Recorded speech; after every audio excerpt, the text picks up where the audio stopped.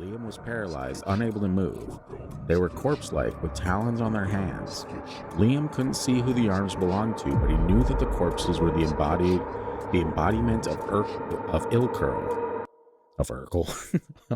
That's worse. They're the embodiment of Urkel. He's like, did I do that? No, it's fine.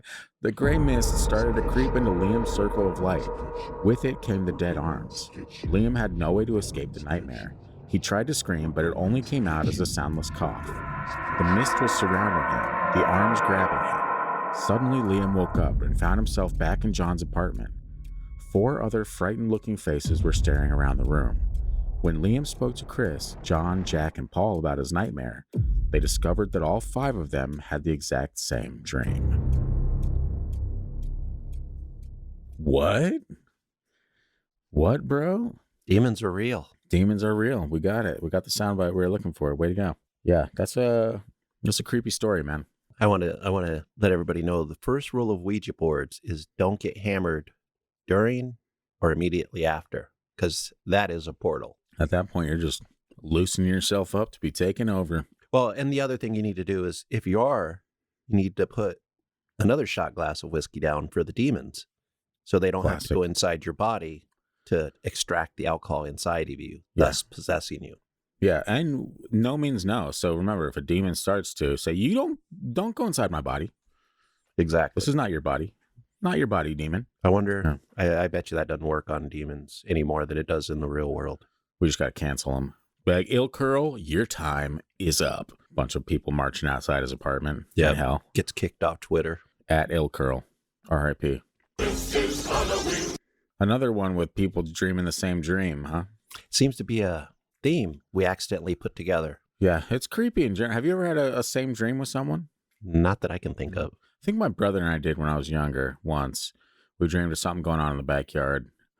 We also slept in the same room, so it could have been some kind of weird, transference thing going on there. But I don't really know, man. What do you make of something like that? If you're not really a spiritual world type of person, you're not really someone that believes in, I don't necessarily the great beyond. I have trouble whatever. Believing in demons.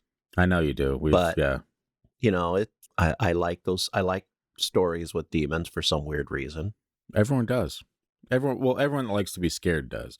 There's a lot of people, like, I'm probably one of the rare Christians out there that doesn't like a good demon story. That makes that as you would say, that checks out. Yeah, that does check out, because most people are like, no, you're opening yourself up to this and that, and I mean, maybe. But that's also, I think that philosophy is kind of an upbringing, a religious upbringing, where and religion has always had a part of its group saying, don't even think about that. Yeah. But to me, you have to walk that line. Like, I've never understood how you avoid all those dark things and still get redemption. Like, redemption should come from being near that borderland, the borderlands. The borderlands. We'll call it that. Sure. You don't necessarily have to go in. I mean, human nature, you're going to accidentally or purposely or do something stupid and step in there. Sure. But pulling yourself out is the challenge. So I don't think people should be afraid of that stuff. Yeah. But they should protect themselves, whether it's true or not. There's a way of looking at the world where you're protecting yourself in your mind. I mean, even if there isn't something out there, there's ways of taking care of yourself. I just don't believe in all that fear. I think the fear would actually, if there were demons, would bring those to the forefront way quicker. Yeah, I can unfortunately see both sides. I can see the don't even like mess with it. And that's kind of been my MO from the start. Like, I'll read stories day and night. But I can also see the side, if you dedicate enough of your time to looking into stuff, then you are giving that more power than you are giving your beliefs or your whatever you believe in. And so if I spend more time looking into demons than I do reading the Bible, which, gonna be honest, probably do to some extent, it's probably frowned upon. I can see that would be bad. It's just more entertaining.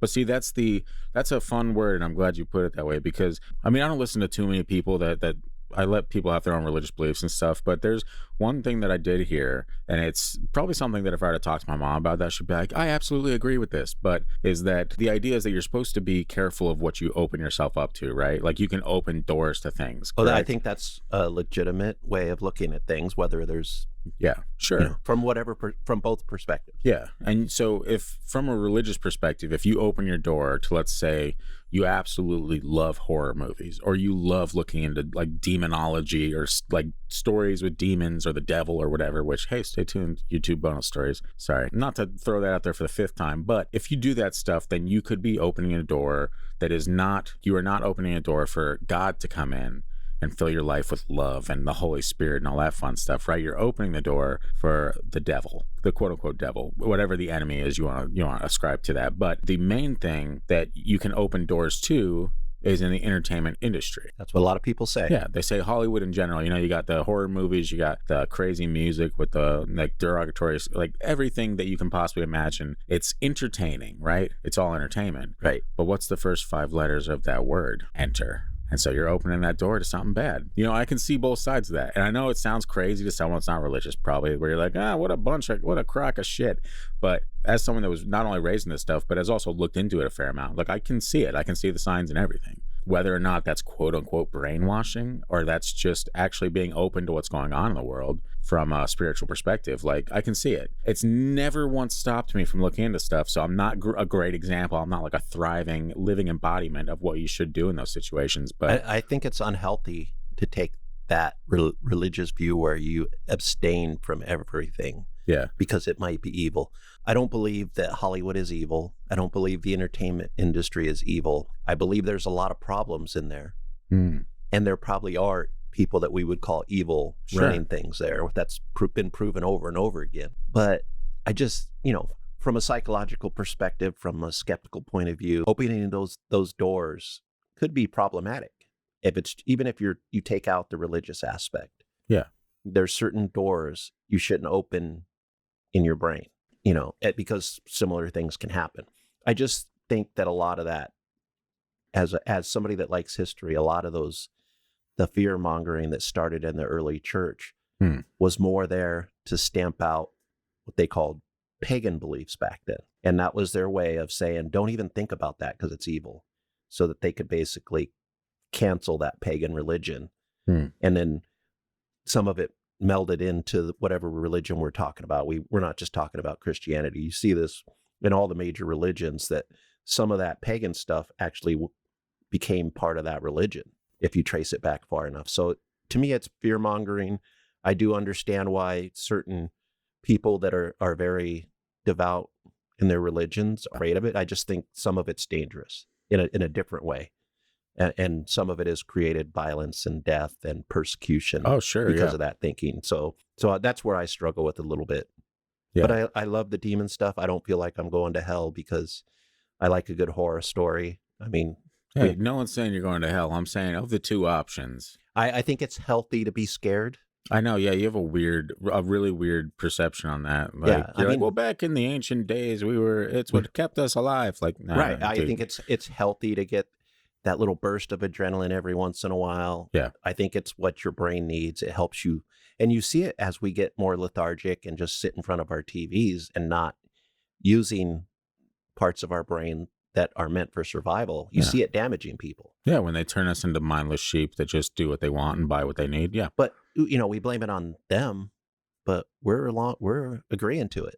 Hey, man, there's something called marketing, and that's what makes us. So, yeah, I mean, sure, again, it's a choice. But at the end of the day, man, that doesn't make it good. Just because we're the ones that pulled the trigger on that choice doesn't make it good.